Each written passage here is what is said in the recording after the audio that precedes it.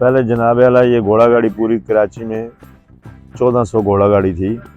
जगह जगह इनके स्टाफ बने हुए थे, पानी के हौज बने हुए थे, जगह जगह दुकानें बनी हुई थी दाने की। अब वो चीज़ें ख़त्म हो गई, स्टाफ भी ख़त्म हो गया, दाने की दुकानें भी ख़त्म हो गई। ये चीज़ें अब ख़त्म हो चुकी हैं।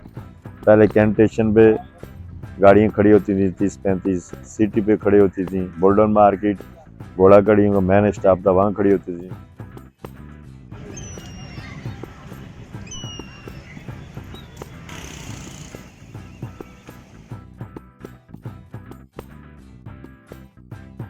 ये बगी बनानी बहुत मुश्किल है पाकिस्तान के अंदर। ये रिपेयरिंग हम लोग करवा के चला रहे हैं। ब्रिटिश के टाइम की तैयार हुई है। यहाँ बनाने वाला कोई नहीं अभी इसको कराची में। 2 कारीगर थे, वो मर चुके हैं, अभी कोई काम करने वाला नहीं है।